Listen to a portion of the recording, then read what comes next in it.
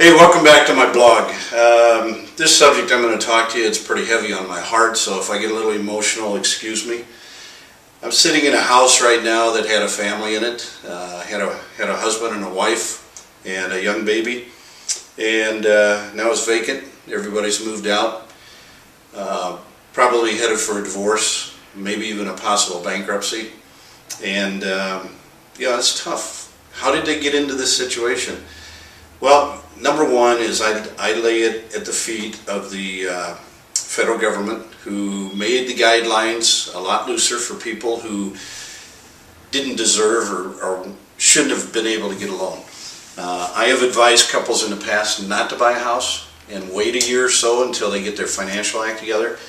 And lo and behold, they end up buying a house through somebody else, through another builder that's got some programs out there that is able to get them in really, really cheap, and then they end up in a situation like this.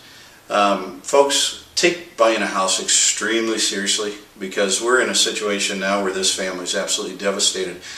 And it not only affects them, but it affects the in-laws and the brothers and sisters and everybody, the neighbors around here. They just hate seeing this happen.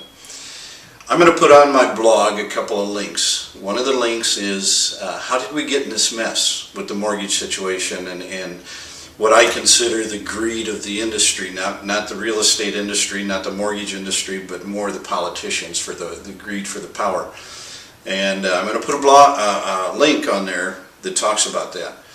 The other link that I'm going to put on the blog is for you folks that are in a short sale situation where you need to either refinance and you can't. You've tried the traditional routes.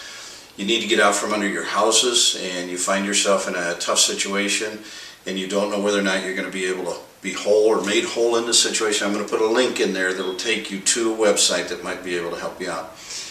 And then the third thing is I want to talk to you guys who are out there buying a house and think you're going to get a steal of a deal through buying a short sale situation like this one. Number one, the lenders are just absolutely buried with houses that they're repossessing or they're trying to get a short sale in. And number two is we got people who are on a salary situation who really don't give a rip. They've got files. I talked to one lender. He says, Bill, I got files outside of my desk, outside my office in boxes. I can't get to all of them. So he says, I just pick up the one the next day and start working through it and see if we can get a deal. And he says he's had them 6 months. I understand that. I've got a young lady who put an offer in on a house 6 months ago. We still don't have an answer. I called probably 4 or 5 times a week and I still get put off. I called them this morning. They said, we don't have an answer for you yet. It's extremely frustrating. So if you're going to work in a short sale situation and want to buy a short sale, give yourself a ton of time.